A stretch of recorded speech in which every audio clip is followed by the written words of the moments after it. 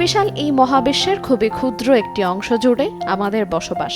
বিজ্ঞান ও প্রযুক্তির অসাধারণ উন্নতির পরেও মহাবিশ্বের অল্প কিছুই আমরা জানতে পেরেছি। মহাবিশ্ব তো দূরের কথা, বিজ্ঞানীরা এখন পর্যন্ত সৌরজগৎ সম্পর্কেও সম্পূর্ণরূপে জানতে পারেনি। ফলে প্রতিনিয়তই সৌরজগৎ ও মহাবিশ্বে নতুন আবিষ্কারের সংখ্যা বেড়েই চলেছে। এবার শনি গ্রহের চারপাশে 128টি নতুন চাঁদ বা উপগ্রহ আবিষ্কার করেছেন জ্যোতির্বিজ্ঞানীরা। এতে করে শনি এখন সৌরজগতের সবচেয়ে বেশি চাঁদের মালিক। এর আগে বৃহস্পতি চাঁদের রাজা হিসেবে পরিচিত ছিল, কিন্তু নতুন এই আবিষ্কারের পর শনির মোট চাঁদের সংখ্যা দাঁড়িয়েছে 274-এ, যা সৌরজগতের অন্য সব গ্রহের চাঁদের সংখ্যা মিলেও দ্বিগুণের কাছাকাছি।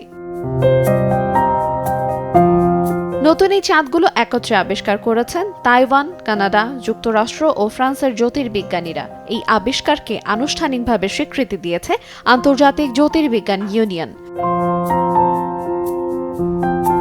নতুন আবিষ্কৃত চাঁদগুলোকে অনিয়মিত হিসেবে শ্রেণীবদ্ধ করা হয়েছে।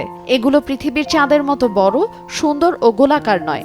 নতুন চাঁদগুলো খুব ছোট ছোট, যার আকৃতি আলুর মতো। নতুন আবিষ্কৃত চাঁদগুলোর মধ্যে কয়েক কিলোমিটার ব্যাসের চাঁদও রয়েছে। জ্যোতির্বিজ্ঞানীদের ধারণা, শনি গ্রহের অন্য চাঁদগুলো বা ধূমকেতুর সংঘর্ষের ফলে সেগুলো ভেঙে নতুন চাঁদ তৈরি হয়েছে।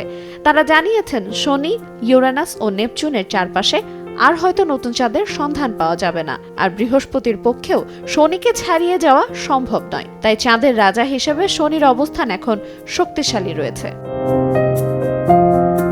সৌরজগতে বুধ ও শুক্র গ্রহের কোনো উপগ্রহ নেই।